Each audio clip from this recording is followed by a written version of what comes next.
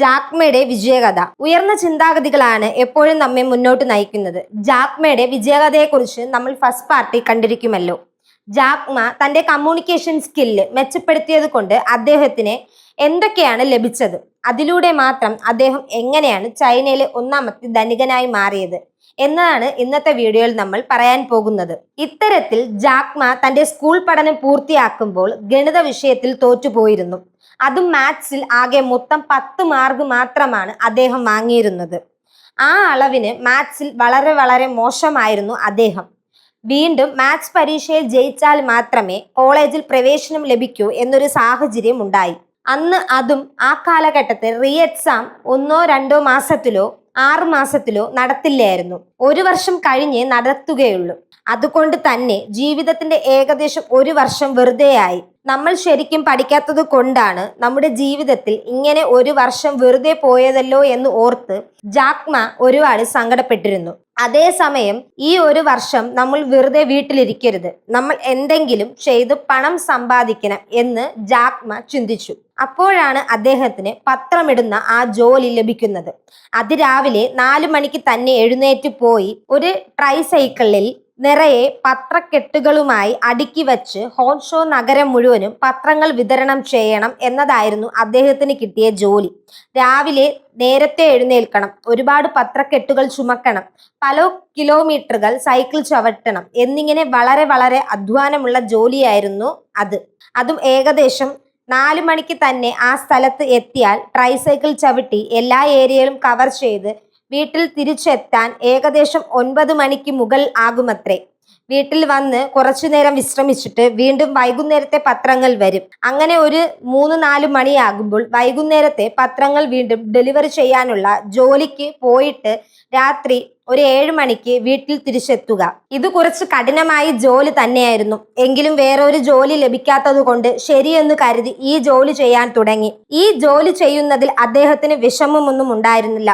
എന്നാൽ അദ്ദേഹത്തിനുണ്ടായിരുന്ന ഒരേ ഒരു സങ്കടം എന്തെന്നാൽ ഇത്തരത്തിൽ നമുക്ക് വീണ്ടും ടൂറിസ്റ്റ് ഗൈഡായി പോകാൻ സാധിക്കുന്നില്ലല്ലോ, ഒരുപാട് പേരോട് ഇംഗ്ലീഷ് സംസാരിക്കാൻ കഴിയുന്നില്ലല്ലോ എന്ന സങ്കടം മാത്രമായിരുന്നു. അതൊഴിച്ചാൽ അദ്ദേഹം സന്തോഷത്തോടെയാണ് ഈ പത്രമിടുന്ന ജോലി ചെയ്തുകൊണ്ടിരുന്നത്.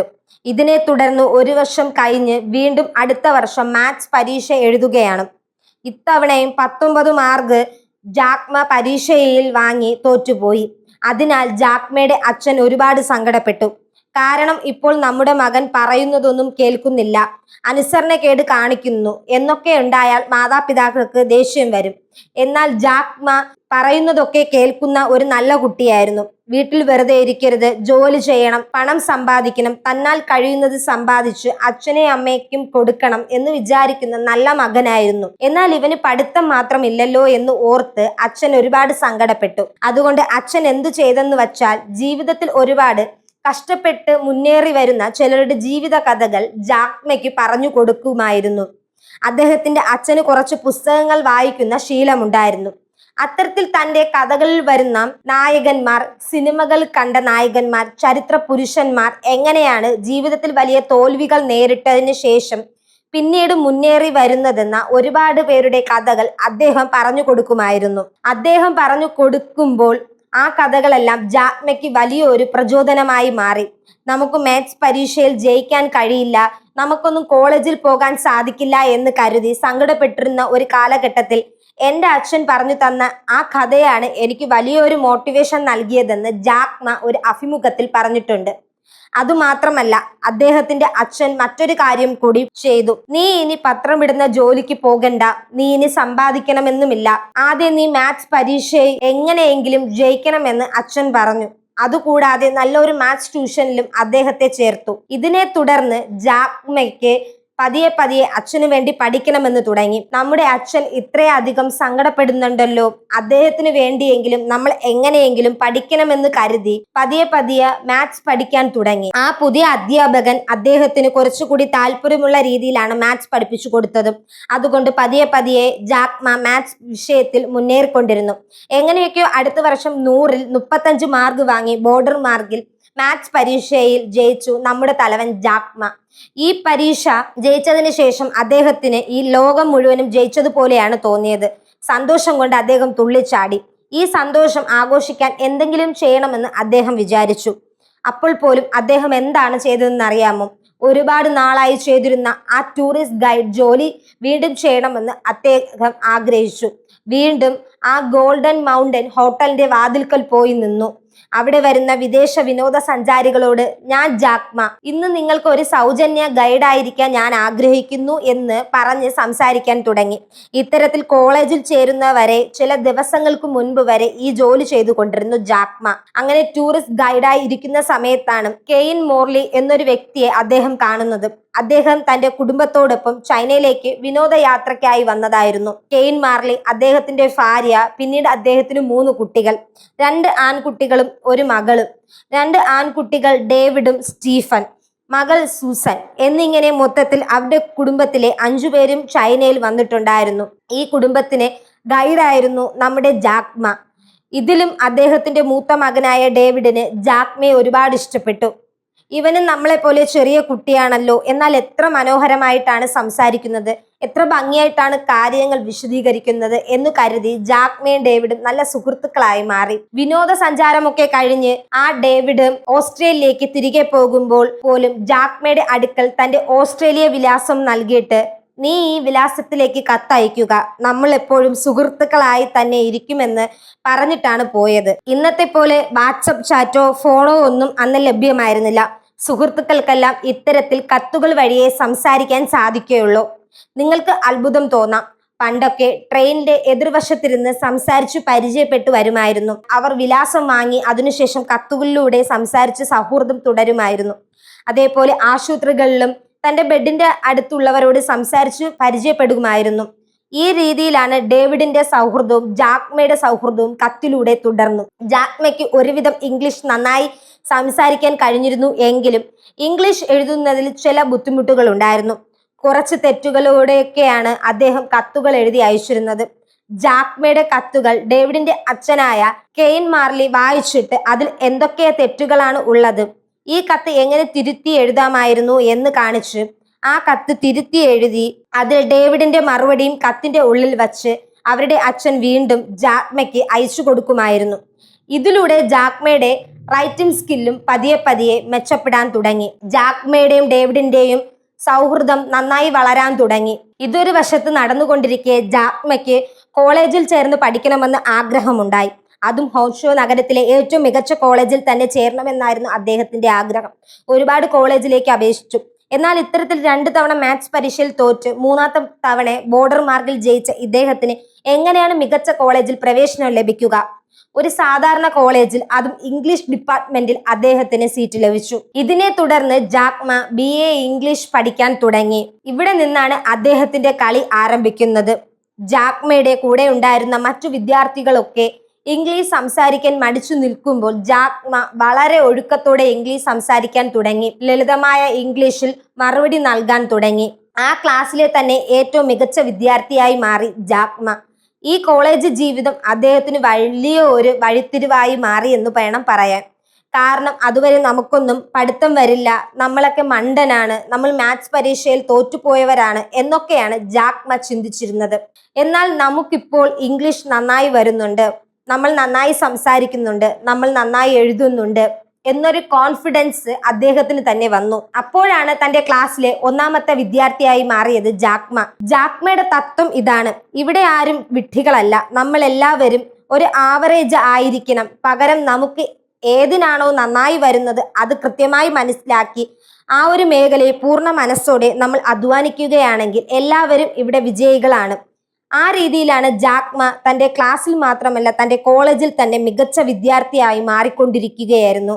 ഇപ്പോഴാണ് ജാക്മയ്ക്ക് വലിയ ഒരു ഭാഗ്യം ഒത്തുവന്നതെന്ന് പറയാം. അത് എന്തൊരു ഭാഗ്യമെന്ന് വെച്ചാൽ, ഇത്തരത്തിൽ ഓസ്ട്രേലിയക്കാരനായ കെയിൻ മാർലിയെ തന്റെ മകനും ഡേവിഡും ജാക്മയും സുഹൃത്തുക്കളായി കത്തിലൂടെ സംസാരിച്ചിരുന്നല്ലോ. അപ്പോൾ കെയിൻ മാർലി ഒരു കാര്യം പറയുകയാണ്: നീ ഈ വർഷം നിന്റെ അവധിക്കാലത്ത് ഓസ്ട്രേലിയയിലേക്ക് വരിക, ആവശ്യമായ ടിക്കറ്റും ചെലവുകളും താമസിക്കാനുള്ള സ്ഥലങ്ങളുമെല്ലാം ഞാൻ നോക്കിക്കൊള്ളാം. നീ ഇവിടെ ഓസ്ട്രേലിയയിൽ വന്ന് 1 മാസം താമസിക്കണം. ആലോചിച്ചു നോക്കൂ, 1980കളിലെ കാലഘട്ടത്തിൽ കോളേജ് പഠിച്ചുകൊണ്ടിരുന്ന ഒരു പയ്യന് ഇത്തരത്തിൽ ഓസ്ട്രേലിയ പോകാനുള്ള അവസരം ലഭിച്ചാൽ എല്ലാവരും അവനെ എങ്ങനെയായിരിക്കും നോക്കി കാണുക? അതും സൗജന്യമായി ആ അവസരം ലഭിക്കുക എന്ന് പറഞ്ഞാൽ അത് ഭയങ്കരമായ ഒരു ഭാഗ്യമായി തോന്നുന്നില്ലേ? ആ രീതിയിലാണ് എല്ലാവരും ജാക്മയെ അത്ഭുതത്തോടെ നോക്കാൻ തുടങ്ങിയത്. ജാക്മയ്ക്ക് തന്നെ ഈ അവസരം വിശ്വസിക്കാൻ കഴിഞ്ഞില്ല. ഓസ്ട്രേലിയക്ക് പോകാനുള്ള ടിക്കറ്റും വിസയും എല്ലാം വന്നു ചേർന്നു. വലിയ പ്രതീക്ഷയുടെ ജാക്മ ഓസ്ട്രേലിയയിലേക്ക് തിരിച്ചു. അദ്ദേഹത്തിന്റെ ഓസ്ട്രേലിയൻ യാത്രയും ആ രാജ്യവും അദ്ദേഹത്തിന് വളരെ വ്യത്യസ്തമായ ഒരു അനുഭവം സമ്മാനിച്ചു. അതുമാത്രമല്ല, ഇത്തരത്തിൽ അച്ഛനും അമ്മയ്ക്കൊക്കെ വ്യക്തിഗത മുറികളും കുട്ടികൾക്കും ഓരോരുത്തർക്കും പ്രത്യേക മുറികൾ എന്നൊക്കെ കാണുമ്പോൾ ആ വീട് തന്നെ അദ്ദേഹത്തിന് അത്ഭുതമായിരുന്നു. കാരണം ജാക്മ ചൈനയിലെ ഒരു ഒറ്റമുറി അന്തരീക്ഷത്തിൽ വളർന്നു ഒരാളാണെന്ന് വേണം പറവാൻ. അച്ഛനും അമ്മയും കുട്ടികളുമെല്ലാം ഒരു ചെറിയ വീടിനുള്ളിലാണ് കഴിഞ്ഞിരുന്നത്. അങ്ങനെയുള്ള വീട്ടിൽ നിന്നും വന്നിട്ട് വീട്ടിലുള്ള ഓരോരുത്തർക്കും പ്രത്യേക മുറികളോ എന്നത് ഓർത്ത് ജാക്മ അത്ഭുതത്തോടെ നോക്കിയിരിക്കുകയായിരുന്നു. അതേസമയം ജാക്മ ഓസ്ട്രേലിയയിലെ പല സ്ഥലങ്ങളും ചുറ്റിക്കണ്ടു. ഇത്തരത്തിൽ ഡേവിഡിന്റെ അപ്പാർട്ട്മെന്റിൽ ചില പാർട്ടികളൊക്കെ നടക്കുമായിരുന്നു. അവിടെയുള്ള പലർക്കും ചൈനയെക്കുറിച്ചും ചൈനയിലെ സ്ഥലങ്ങളെക്കുറിച്ചുമൊക്കെ അറിവാൻ താല്പര്യമുണ്ടായിരുന്നു. അവർക്കെല്ലാം ചൈനയെക്കുറിച്ചും മനോഹരമായി നമ്മുടെ ജാക്മ വിശദീകരിച്ചു കൊടുക്കുമായിരുന്നു. അതുമാത്രമല്ല, ജാക്മ വളരെ രസകരമായ ഒരു വ്യക്തിയായിരുന്നു.